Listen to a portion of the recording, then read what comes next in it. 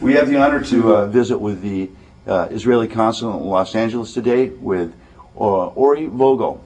And Ori, tell us, if you will, when you came to the United States. I came here in 1965. In 1965. Now, where were you born originally? I was born in Tel Aviv, but at the age of 4, we moved to Jerusalem. And matter of fact, I grew up in Jerusalem most of my life. So you saw the whole beginning of all of the history, almost of since Israel became Israel. That's correct. I grew up with the state of Israel, and prior to, I lived there too.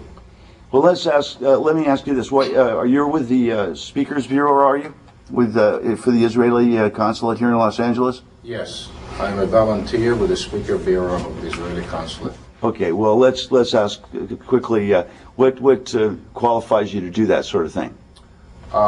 First of all, I'm an historian. I'm an amateur historian, and I grew up in Jerusalem, and I lived through the birth of the state of Israel. In Israel, I was working at a company, tourist company, and I was a tour guide for 10 years. Really? Let's help out the American people, if we will. First of all, let's ask this a big question for you first. We'll start you off with a not so easy question. What's a Zionist? Zionism is a movement that developed in the late 19th century in Europe in order to go back to Zion, which is the state of Israel. That was the entire intent. To build up new life for Jews who believe and want to go back to Israel. Who thought of this idea? Well, it was started, actually Herzl started. Theodor Herzl was the spearhead of that movement. And there was 1880. Right. Were the Rothschilds involved in that process? The Rothschilds were involved in providing money and supporting to build up communities so the Jews in Israel, the new immigrant, can support themselves as agriculture, and especially the winery and grapes and wine.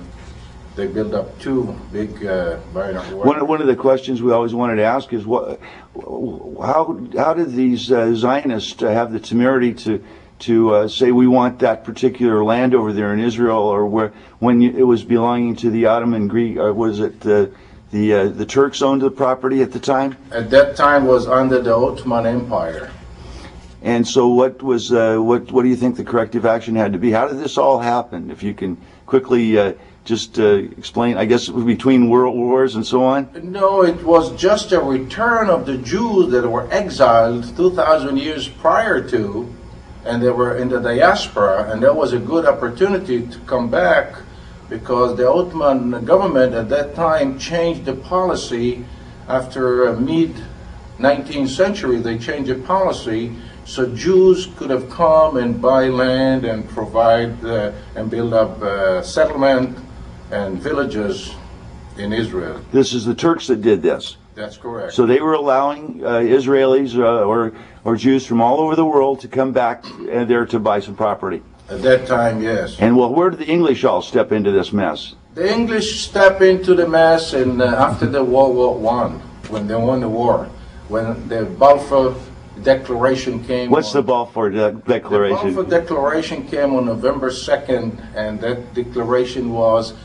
that all the Jews have the rights to come to this area and build their own land. Not only the Jews, other people also, but specifically the Jews. Okay, so now there was something from that was 1917, was it not, when November 2nd, 1917. For the Balfour Declaration. What took from 1917 until 1948 to create the state of Israel? What kind of things happened in between that? Well, at that time the area was captured by the British Army. General Allenby was the war hero, and is this the Lawrence of Arabia story everybody's familiar with?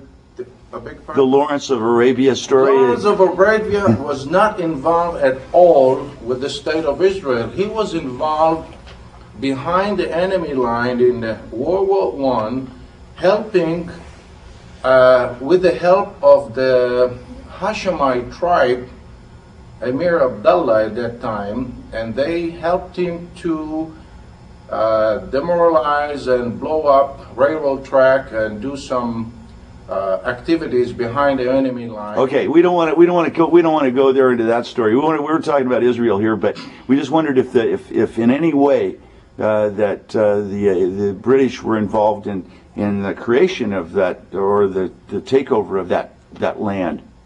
The only thing that they were involved in was World War I. Right. And they came from Egypt all the way, and they conquered the area. And it was under military rule in 1921, where the Nation League in Europe in San Remo decided to separate that area for two people. For the British, they will have the British mandate, and the North Syria and Lebanon. Lebanon was not existing at that time, so it was big Syria under the French. Greater Syria, right? Greater Syria under the French control mandate. The same time they gave Transjordan, the Emir Abdullah, they gave Transjordan as a state, and his brother was given Iraq at that time, Faisal. Now this is what year? 1920. 1920. Okay, let's talk quickly about. You can go ahead and ask that, Larry. Yeah. Good morning, and thank you for joining us today. Good morning. What can you share with us about Lord Earl Peel's Commission of the Mandate System? The Peel Commission actually came in 1937, and they interview all the Arabs and the Jews, political leaders at that time in separate occasion, and they came to a conclusion that we have to separate the west side of the Jordan, which is Israel, not even talking about Transjordan, because Transjordan, according to the decision, was Jews are not allowed to live in Transjordan, period, at that time. Today we call it Jordan, but it was Transjordan. And the Peel Commission came. This is what, 1936? The what? 1936? 1936. The Okay. end of the result came in 1937. Question for you. They recommended the partition of Palestine into two states. Do you accept the fact that the Peel Commission, in fact, way back on November 11th, 1936, addressed the issue of having two states in that area? Yes, I Okay. addressed, but the Arab disagree. And that was a revision of that decision on the Peel Commission, if you know, by Woodhead. So now let's skip up to the most important part of Israeli history, I think, and that's the actual beginning of Israel in 1948. And you had, I guess it was some resolution after World War II that created that opportunity. Could you tell us a little bit more about how that all happened? What do you think led up to the actual creation of the we have to Israeli understand state? that in 1937, 38, when the Woodhead Commission recommendation came, Hitler was already on a rise in Europe, and the drums of the war already were. He went to the Czechoslovakia, to the Sudet, and then he went Gdansk at that time. Right. So the whole focus of the world was focusing on Europe, and then we have Chamberlain in 1939 came with a peace treaty, and then we have the war. The very short. I don't want to elaborate too much on the war because our issue is in Israel now. Right. Then we have the war in Europe, and it cost the Jewish population 6 million Jews. We have the Holocaust. After the war in 1945, when we defeat Germany and Italy, there was a big movement to get the Jews to have a homeland, because what got left from the Holocaust, they didn't have a home. And it was, I hate to interrupt you here, but there's something very important that happened maybe during World War II or maybe before it, that people talk about to this day, and that's they called it the Jewish problem then, I believe it was, and they had one of the ships come off the shore of the United States and asked for Jewish immigrants to land here. And they were sent back. And they were sent back. So can you tell us about why that happened and what was going on? At that time, there was a policy in the United States was conducted by some organization. They didn't want to have the Jews in the United States. At that time, the President Roosevelt, Franklin Delano Roosevelt, made the very, very bad decision by sending them back, because all of them went to the gas chamber.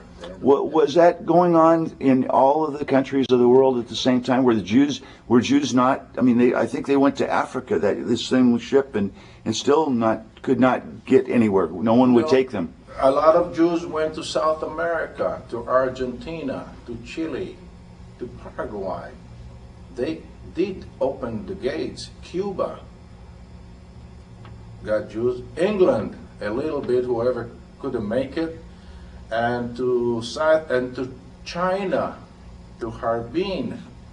A big Jewish community came all the way from Russia, came to China, and they stayed there.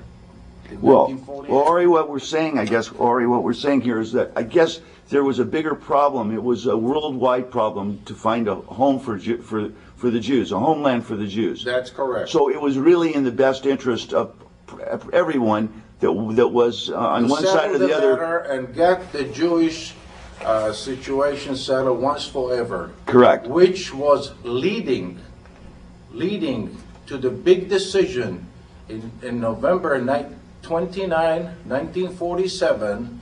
At that time, United Nations was sitting in Lake Success, upstate New York, and the big decision came about to have a Jewish state for the Jews.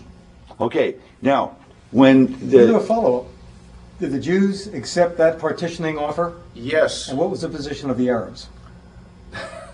A day after, November 30th, the riot and the killing started from day one.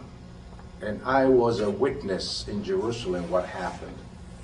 On November the 30th, Arab mobs came from the old city of Jerusalem and burned the commercial district of the Jews in Jerusalem completely.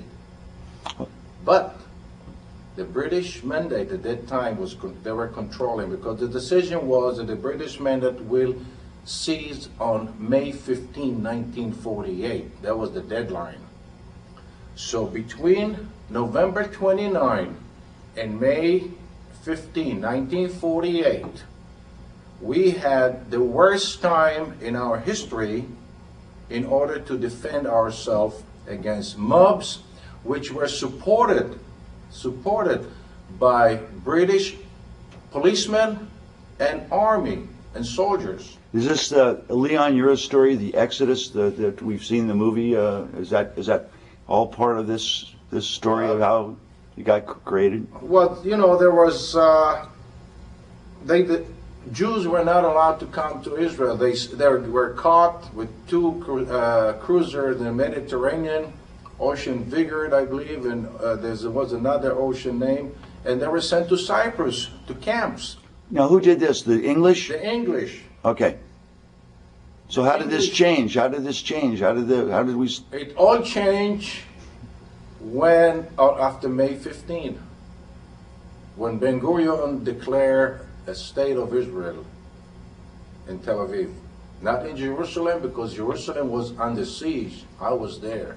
What was the extent of the? I mean, it's hard to probably explain without maps and so on. But what was the extent of the land given at that point? The initial borders of Israel at that moment. At that time, I do have a map here. If you want to later on take a look, the extent was that actually the Arab nation, the Arab state, was supposed to be bigger than the Jewish state.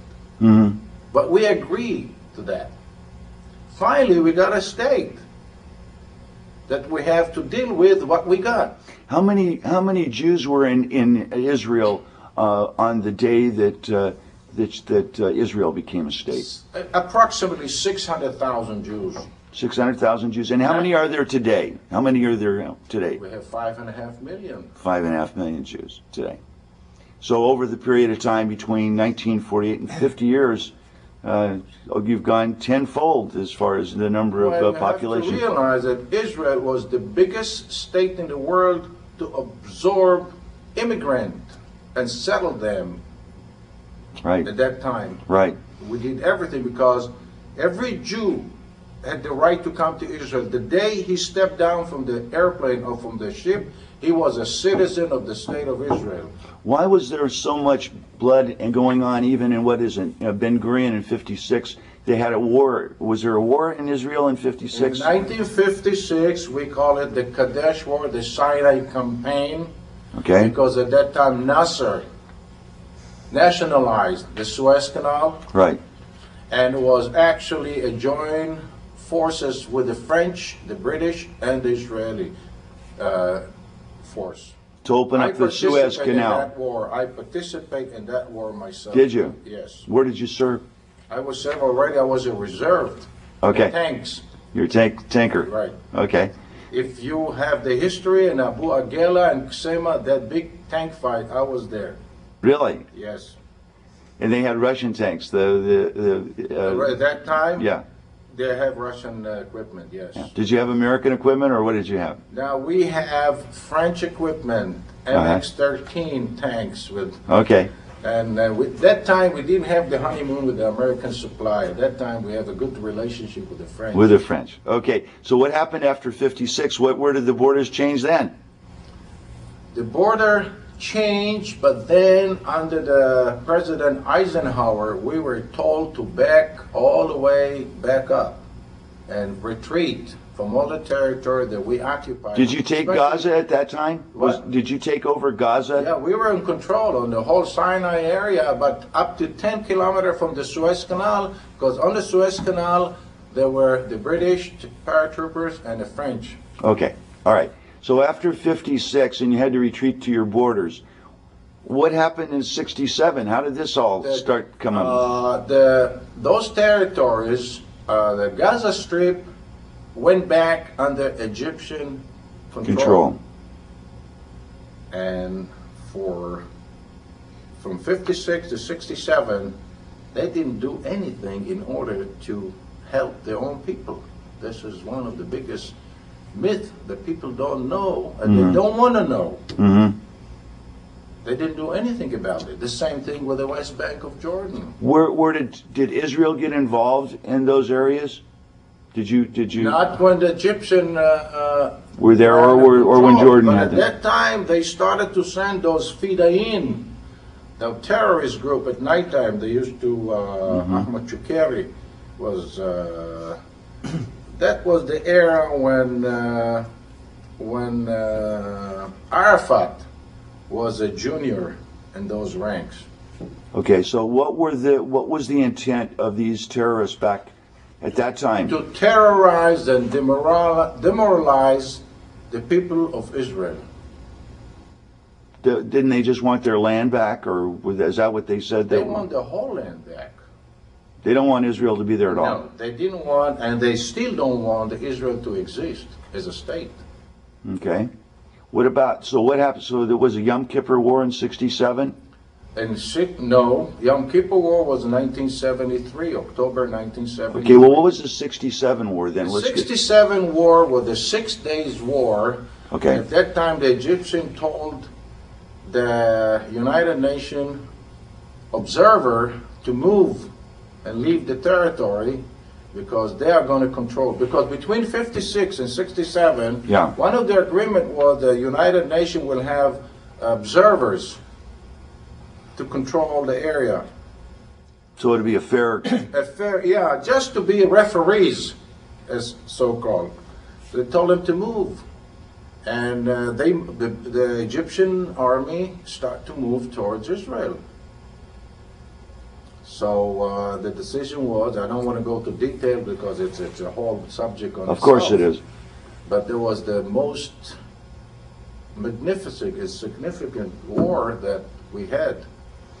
You shot all their planes Within down. 2 hours. Yeah, you got rid of all their tanks. I happen to be a pilot too, so I know exactly what happened. I'm a pilot too. Okay. So anyway, then after that war, you took over the Sinai and the Gaza Strip again. But King Hussein Of Jordan. he was warned, don't move your forces. But Who warned him? The Israeli government. Okay. But he got some bad information from the Egyptian that they are doing very well, so you better start to move too. That was his biggest mistake. That's what we fought back.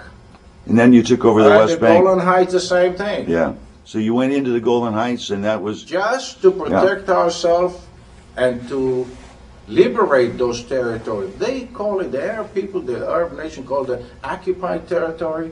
I call it the liberated territory, in my personal opinion. okay. We go to 73 now. That's the Yom Kippur War. Is that what we're talking about? Correct. Is that what we're talking about right there? Yes. Okay. From that point on, what is it? You have to almost jump to there's constant agitation. There's constant terrorist activity on both sides, basically, from the 73 till what, 93? Until they... 73 was a little quiet period. But I want to, that at that time, the people, the Arab people, the Palestinians, they were living in the Gaza Strip and in the West Bank of Jordan, start to flourish. They start to get roads, water, Infrastructure. electricity, infrastructure that for 19 years Jordan didn't do anything to help them. And this is in 70. This was provided by the The Israelis. Israeli government. So the Absolutely. Israelis went in there in 73 and did all this? After 73. After that's three, correct. they went in with their infrastructure. Exactly. Okay. Just off the top of your head, do you know today how many Israelis live in the Gaza Strip? It's a small group, Gush Netzarim and Gush Katif. I believe about 300 families, if I'm That's close Not enough. mistaken, yeah. It's close enough. approximately. Now, what about how many Israelis live in the West Bank under the Palestinian Authority today? In all the settlement, and we have Ariel, and we have a few area. I believe there's about 100,000, 150,000, if I'm not mistaken. And that's out of what, almost Give 5 or million take. people? Almost 5 million people in the West Bank, or 4 million? How many Arabs live in that area, the West Bank? 3-4 million? About 3 million, Okay, so of that, you said how many Israelis live there? About 150,000. 150,000. How is their security maintained today? Do you know that? Whose security? There's Israelis that live there in the. Well, you read in the news, you see the TV, they try to do the best to avoid those terrorist attack and suicide murders. I don't call them suicide bombers. Of course. The latest thing, I don't know if you know, they sent a donkey full Right. of Explosives. explosive. Yeah, A donkey, poor donkey. yeah. But I guess what I'm saying to you is, why would Israelis want to live in that area that's so available for terrorism? That they're great believers that this land belonged to them. So this kind of falls most into of them are the. religious Jews, Yeah. and we go back to the Bible time. And for the history. That land was given to us. Let me just give you a little example. The name Zion and Jerusalem is mentioned in our Bible close to 800 times. Jerusalem or Israel is not mentioned even one time in the Quran. The reason that Jerusalem is a holy place for the Muslim, I'm not saying the Arab, the Muslim, is Muhammad was dreaming in one of his dreams that he's going up to heaven with the white horse El-Borek. This is what the only thing, and the holiest place for the Jews is Jerusalem. For the Christian is the second holiest place. The Vatican is the first. Yeah. For the Arab is the third. When we pray to God, we are facing east to Jerusalem from all over the world. The Arab are kneeling and praying to Mecca. Ori, let me ask you this. This is what we have to understand. I got you, but one of the things that we would like to know, and we don't want to endanger your ability to speak on the Speakers Bureau for the Israeli Consulate, but we don't want to do that. But we do have to ask you this question. Ariel Sharon went up to Temple Mount here a couple of years ago, and because of his actions of going to that Temple Mount, Mr. Arafat, Chairman Arafat, suggested that he would create an intifada because of that action. We would like to know from your point of view, what actions did Ariel Sharon actually do on the Temple Mount, and why was it provocative for Chairman Arafat? Why did he even bother to go there? Yeah. Well, you have to understand the Temple Mount is the holy place for the Jews as for the Arabs. That was our temple, the first temple and the second temple being built by King Solomon. And I don't see any reason why a Jew cannot go and pray in his holy place. And the reason for the Intifada was planned from day one when the Oslo Accord has been signed. Is that 93? There was Was only that a 93? reason. Yeah, but was that 93 when the Oslo Accords went in? 93. Okay, correct. so you're saying that was a plan, even though this intifada didn't really happen until the actions of Ariel Sharon in 2000. Is that correct? That was only an excuse to do it.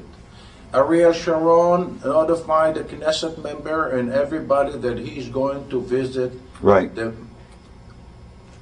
holy place. It's holy as to the Arabs. We just couldn't understand from American perspective why this would be such an affront to the Arabs, that they would create that this would cause Chairman Arafat to create. Thought it was a real insult.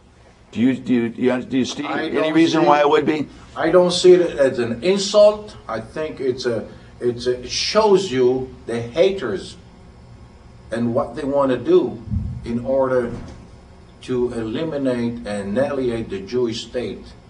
Till today, he had a lot of chances to sit down and negotiate and talk, but nothing came up from his mouth. Right now, is Israel an occupying force in both the West Bank and Gaza Strip? That's correct. So they're militarily in control of both areas at this point in time. On the main entry to the city, on the road, Right. and not inside the city. We don't want to control the Arab people. We just don't want them to send murders to kill our children Obviously so. and women and children Sure. in coffee shop, in restaurant, in a Seder festivities. But I'm not going to be argumentative with you, Mr. Vogel. But Israel has taken some pretty strong, retaliatory military action against the Arab locations, whether they were manufacturing facilities or whatever they were. That, especially in Nablus and those areas where Chairman Arafat is, and so we're just trying to understand why there needs to be a continuing lockdown on the Palestinian Authority right now. Is there a reason for a continuing lockdown on them? The duty of the government of Israel is to protect the citizen of the state of Israel and to be sure that they're going to live in a safe environment and continue their life and build and take the children to school and live like a normal state anywhere in the world. I wonder what would happen in the United States if they have this kind of situation, how we are going to do to protect the citizen. Mr. Ari Vogel, thank you for joining us on The Cutting Edge. Pleasure. Thank you. Thank you very much, sir.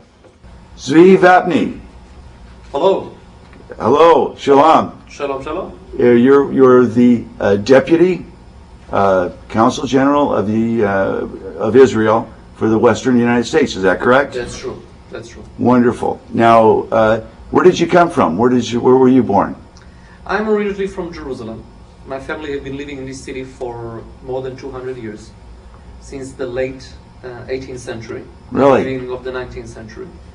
We came from East Europe and we stayed. And this is where we live today, most of us.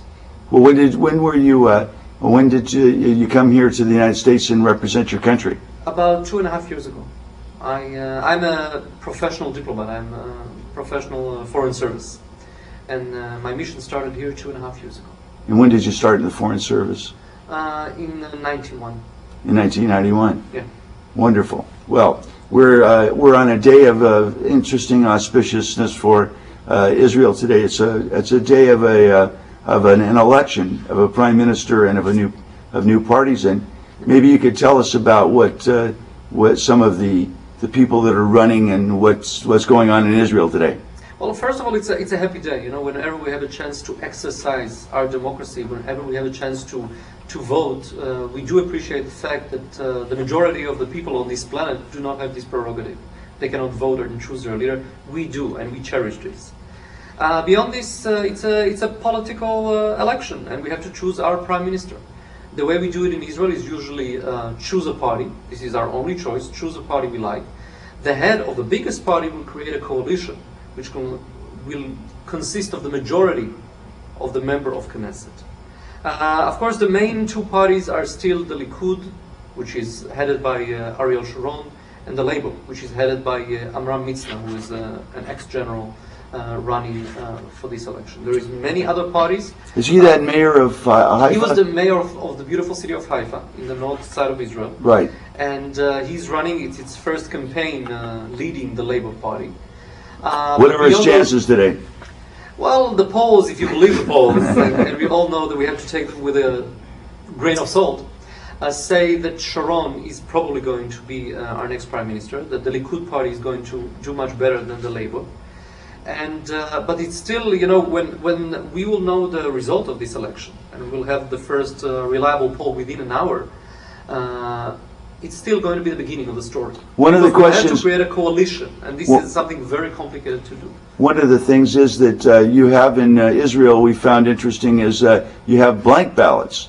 If you don't like either party, you can just you can vote, but you don't. It's another way of expressing, your thought. You want to come and vote and practice your right, but still you don't like any of the people that you can. Any of the You vote above. for none of them. So how many of those normally do you get? How many votes like that do you normally get in Israel? Israelis, I would say the big majority of Israelis wouldn't do that. I mean, we're very political people. We take election very seriously, Sure. and we do make a choice. Whether we're happy with that or not, we do make a choice. And the percentage of voting in general in Israel is more than 80%. And if you know how election works here, you know that in some places it's 30, 40%. Exactly, So it's a but- very active and very lively But if you'll be so kind, if you could recall perhaps what the percentage of blank ballots was the last election. I will probably have to check it. I don't know, but it's usually negligible. Okay. It's a nice way for people to express themselves, but it's not a huge numbers. Okay. It's not a phenomenon. So you have more than two parties, though. You have many parties in Israel. Yeah. And, in this election, there is major four parties. I mean, beyond Labour and the Likud that I mentioned, there is Yeah. two more parties that are going to be big and important. One is a party called Shinui, which basically have a platform of a more secular state of Israel. They are objecting to this connection of church and state that exists in Israel, and they want to see a politics that is free from any religion Okay. elements. And the other party is Shas, which is a representative of the biggest representative of the ultra-Orthodox Jews in Israel, with a special emphasis on Sephardi Jews, on Jews that came from North Africa and Asia. The Sephardic Jew, is that correct? Exactly. I just want to be sure. Yeah. So at any rate, today's going to be a big day, and let's say that let's make a guesstimate that perhaps that the Prime Minister will be re-elected. His party will be the biggest one. He's Right. not directly elected, but his party will be the biggest one. Based on what's going on in our world right now and what's going on in Israel, with all the terrorism. What do you think will the chances for peace will do? Should he be elected or not elected? You know, the tragedy of the situation of the Middle East is that it's not really up to the Prime Minister of Israel by himself to make peace in the Middle East. We do need a partner. And the feeling we had, especially in the last 2.5 years, is that we don't really have a partner on the other side. We all remember the summer of 2000 when Barak, different Prime Minister, offered an amazing offer from the Israeli point of view to the Palestinian leader Yasser Arafat, and he didn't react to this offer. He just left the negotiation table and never came back. One of the things, I just got to ask this one question on that one.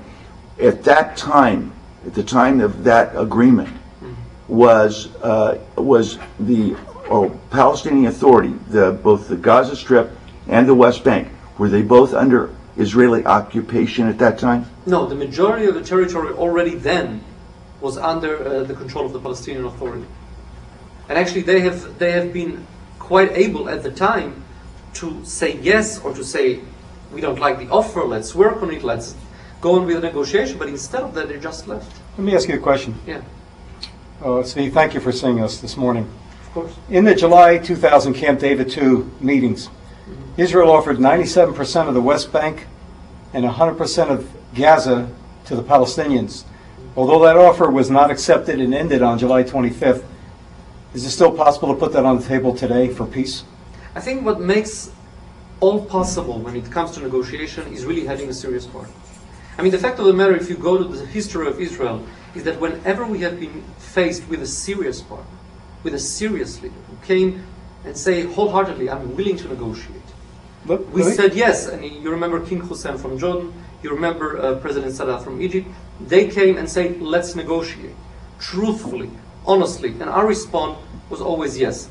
If, again, I believe that if there will be a serious leader coming from the Palestinian side, and unfortunately I don't think it's going to be Yasser Arafat, if there's going to be a serious leader, we are going to negotiate seriously. And let me jump in for a second, Ron. Go ahead. Can Israel have productive negotiations with Chairman Arafat when he serves as head of both the PA and PLO? I'm very doubtful, and I think most Israelis would tell you that we cannot trust the guy. I mean, think of the fact that we have, I wouldn't say wasted, but we spent most of the 90s negotiating with Yasser Arafat, truly believing that he's going to be the Palestinian Anwar Sadat.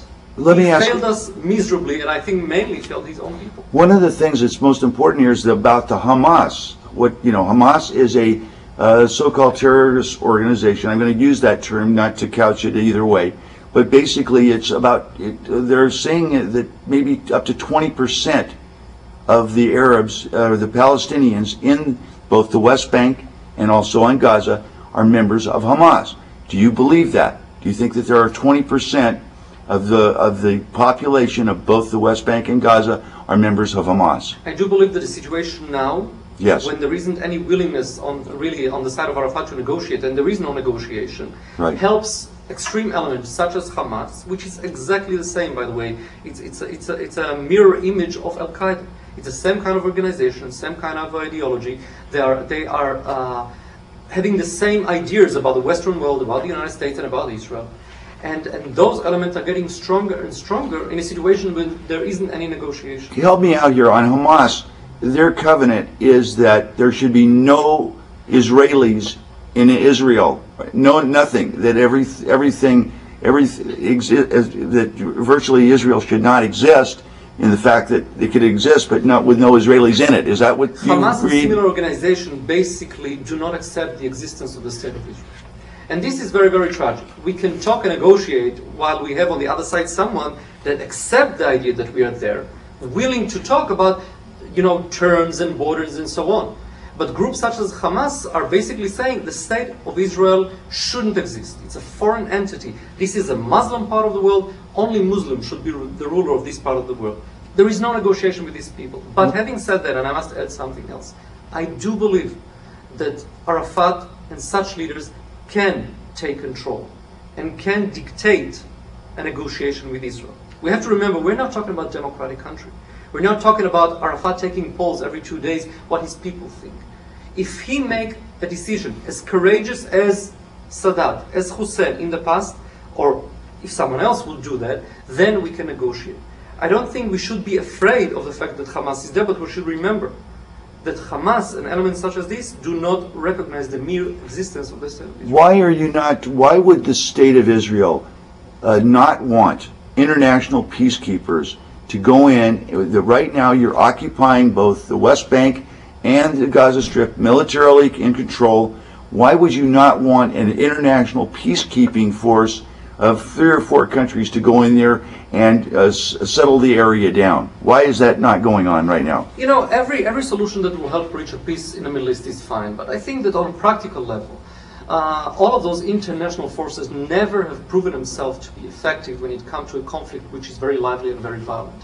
What would a group of, let's say, Italian soldiers would do in the middle of this conflict? Well, on the one side they have the Israeli military, and on the other they have terror coming from Palestinians. Well, here's the argument. The solution should be really negotiating between the two sides and reaching some kind of an agreement. Putting another army in the middle, I'm very skeptical whether this is going to solve the issue. Well, but that question was really begging another question, and that is, according to the Palestinians right now, they're all starving. Israel is holding back food and supplies and medical supplies and a variety of other things, and they think it's an inhumane scenario. So what we're saying is that by bringing in third-party peacekeepers, at least they can't say that the Israelis are the ones holding back the supplies and the food and the other things that are necessary for their infrastructure. Thank you for this question, because I think people have to hear something about this issue. It's a very important issue. The Prime Minister of Israel that's going to be elected today have first priority on his agenda to take care of the citizens of the State of Israel and their security. And in the process of doing so, if he had to use military, if he had to use police, he had to do that because his responsibility is for the citizen of his own state. I'm not denying that the Palestinians are suffering, but the main reason for their suffering is their leadership. It's the people that are unwilling to negotiate and talk with us. Now, one of the reasons they are suffering economically, and you rightfully mentioned that, is that they cannot come and work in Israel. They used to come and work in Israel. Would you accept in your street, in your shop, in your close environment, in your neighborhood, people from which one of them might come with a knife and attack you? Isn't that reasonable for us to say, we understand your trouble, we understand your hardship economically, but don't look to us, look to your leaders. Well, those are the people that can solve the problem, and we're right. that close to reaching some kind of an agreement. And you know, I'm not saying that the Palestinians would be happy with this agreement, but you know, the nature of agreement, good agreement, is that both sides are unhappy with it. No one is getting all that he wants. You get part of what you want. But if you're adult and mature enough, you understand that you have to take part of what you want and then build on it and build your own society. They missed on this chance, like they missed in the last 55 years. Let's circle that issue with Syria and Lebanon and the Hezbollah influence of the northern border of Israel. Because there's more than just the Chairman Arafat at play in here. There's a variety of other macro issues involved. So let's talk about that, if you will, for a moment, about that area of the Golan Heights that's under conjecture about the water and that sort of thing. If you can bring some clarity to that issue at this moment, that'd be helpful. Well, as if the Palestinian issue is not complicated enough, we're living in a very, very difficult neighborhood altogether. Syria is a country that we are in war with for many, many years, state of war. We're not fighting actively. And I think in the future we will have to sit down with them and see how we try to solve that. I just want to remind you that in the past we offered a very, very lively negotiation to go on between us and Syria about the Golan Heights, and the response was very negative. The situation in Lebanon is a little bit more complicated because Lebanon is a country that doesn't really have a very strong central government, therefore allowing extreme parties to act freely, like the Hezbollah. Again, I would like to remind you that we have been in Lebanon for many, many years, but we have left. In 1999, Prime Minister Barak, Prime Minister at the time, decided to leave Lebanon. We went out of Lebanon, complying fully with the UN resolution. The reaction on the other side was as if we were being banished or pushed out of Lebanon. And this is, I think, what drives Hezbollah on. They are building this myth that they have pushed Israel outside of Lebanon, being the victors in this war. But I think the main and the most urgent issue is really the Palestinian issue. This is the one that is in the heart of the problem. We're not afraid of Syria or Lebanon. We have a military which is strong enough and it can really push those enemies out. The Palestinian issue is much more complicated and much more urgent. Steve, let me just take you back to the Lebanon issue. The UPI reported that you're taking 5.3 billion cubic feet of water from the Wazani River, which is in Lebanon. What is your claim to that water source? Well, if you look at the map, I think it's a situation that exists all around the world. Rivers start at a certain point in a certain country and flow down. If a country will do what they're trying to do now in Lebanon, stop the flow of water, this will be one bad example and one horrible precedent to other part of the world. Imagine what would happen if the Nile would be stopped. Egypt wouldn't have water. Imagine what would happen if Turkey would close the Euphrates, this river. What would happen then? This is unacceptable.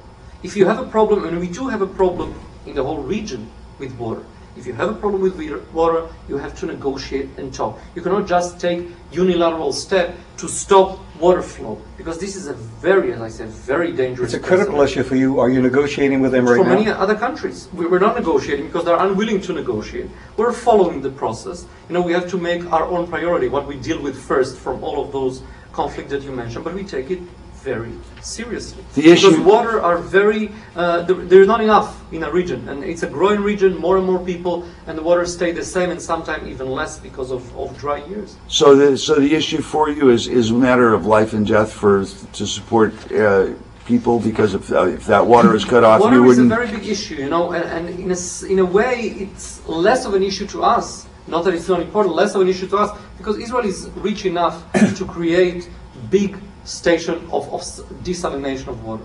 But if we're going to go into the issue of water and the use of water, and people will take unilateral step, it's going to add another layer of conflict to already a very, very volatile situation. Let's jump from water to something that's just as important: settlements. In the Gaza Strip area, you have limited settlements. Is that right? How many settlements do you have, or how many people live in the Gaza Strip area? That's the area next to the water of the Palestinian area. The number, I don't remember exactly the number of settlement or settlers. Not many, though, would you say? No, it's not a big concentration. Why would they want to be there? Well, for their own reason, I think they see an ideological reason in that. Especially when you talk about the West Bank, which is Judea and Samaria, it's important to remember the Jewish people were not born in Tel Aviv or in Haifa or in Netanya. Our historical birthplace is Judea and Samaria.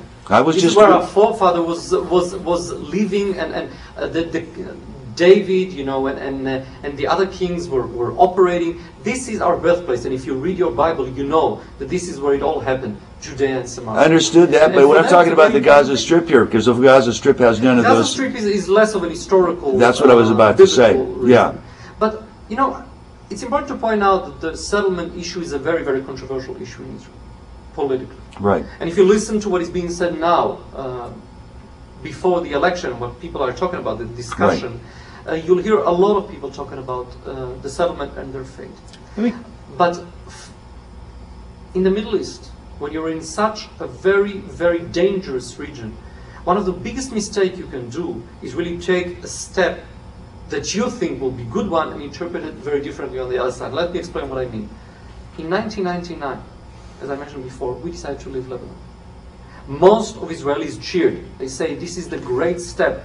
This is what we should do. We should get out of Lebanon. We have been too much in this swamp, we have to get out, and we left. And we didn't pay attention to the fact that on the other side, people read it completely differently. What year was that? What year was that? 1999.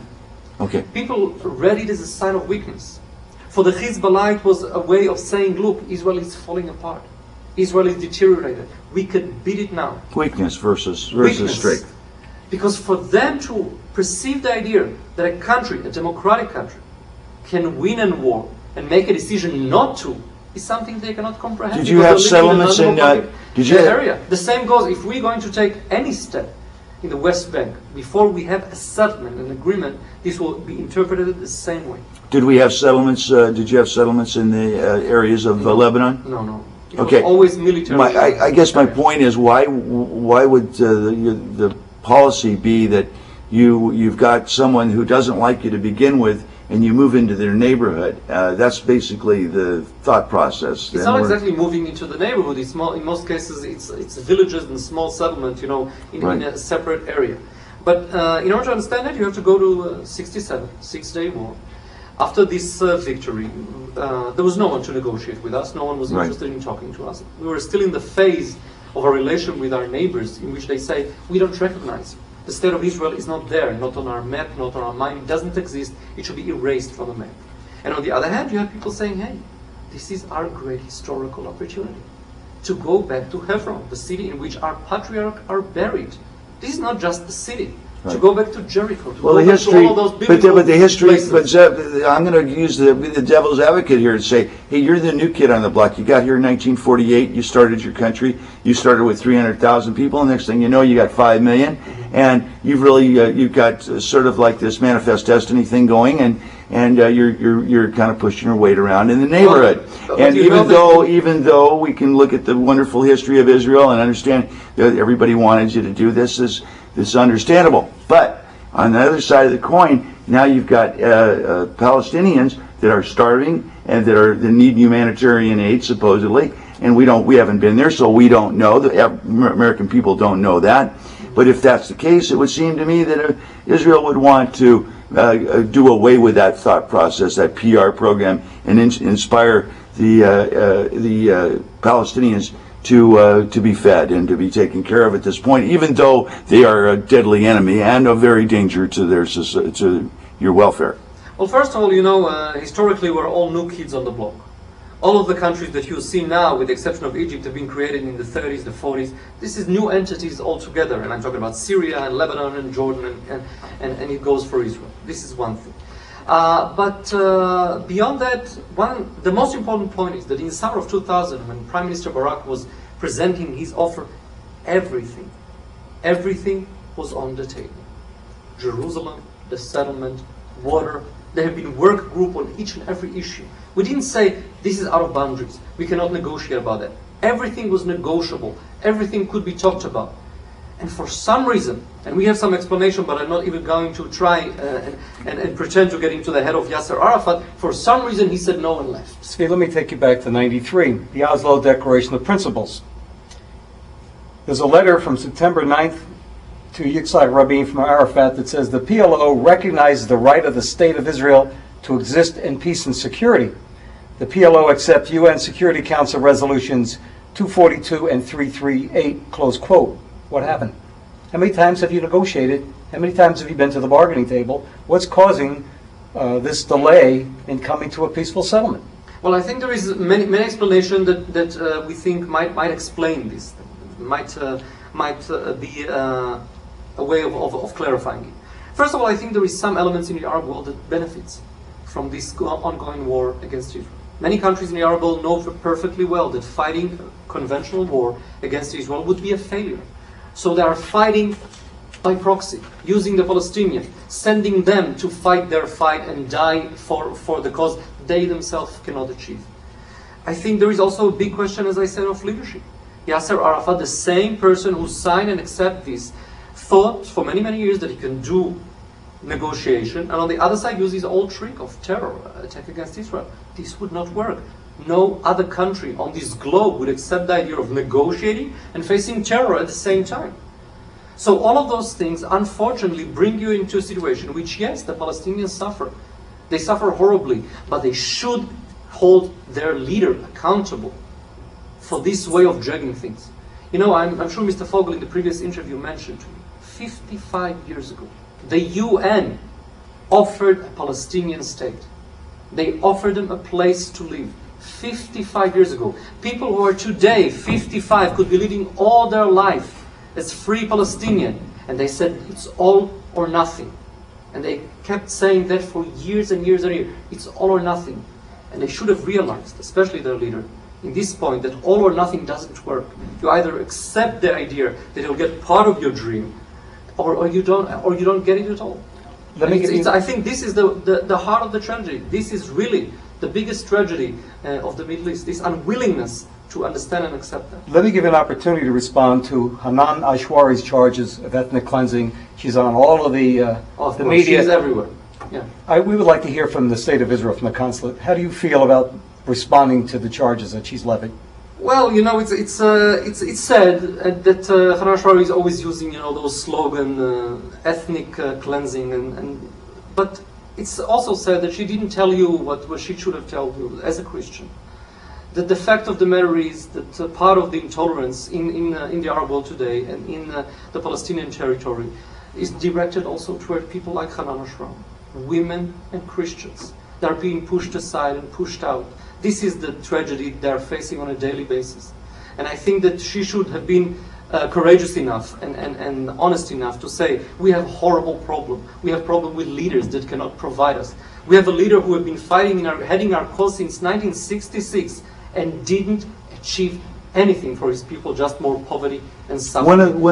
You know, using slogan is nice. Yeah. It doesn't take you anywhere, it doesn't advance your cause, and it doesn't make the situation of your people less miserable. Let's cut to the. We don't have to beat up on everybody on TV. One of the things I want to do is I want to clear and present dangers to Israel's survival. We've got Hamas, we've got Fatah, we've got Hezbollah, which is the Lebanese. But we have a question for you. When a suicide bomber goes off and blows someone up on a bus or wherever it is in Israel today, do you do a forensic study to when one of those terrorist organizations call and say Hamas claimed responsibility, but in fact do you have forensic investigations into the findings to make sure it was them that actually did it? Without elaborating on this for obvious reasons, Obviously. we have a lot of intelligence on each of those organizations. And on every suicide bombing you see, there is about 8 or 9 unsuccessful because of our intelligence, because of our ongoing work trying to prevent them. We stop many on their way because we know they're on their way. We are very aware of how they work and how they operate. I'm not saying it's not challenging to fight them, Sure. but we do it on a daily basis because in front of all those people dealing with terror is the horrible picture. What could happen if a suicide bomber will reach his destination? This will not be a soldier on the front. This will be women and children on their way to school and people on their way to work. And it will happen in the middle of a city, in a restaurant, or on a sidewalk. Understood. This is extremely tragic and very, very, it's an attack against defenseless civilians. This is why we need all those efforts to stop them. My question to you is that obviously there's been talk that certain governments and certain personalities within the Arab world are paying money to the families of the suicide bombers. My question to you is, why would Israel allow these people outside of their government to, or outside of Israel, to pay for this without some sort of retaliatory concept? Well, first of all, this is exactly the example of what I was saying before. This is a way of encouraging Palestinians to keep on fighting instead of those Arab countries who support them. Yes, we know that Iraqs give money, and Saudi Arabia in some cases send money to the family of suicide bomber, and by that helping them. Right. Now, we try to prevent it, and we prevent it as much as we can, but you have to remember that since the Oslo Agreement, we don't have 100% control of all the territory. Some of them are less under our control. And the money does go to the families. But the heart of the issue is really to send a message, whether it's Saddam Hussein or any other extreme element, that this tactic will not work. The democratic world is not weak, that Israel is not weak, and we are going to fight back.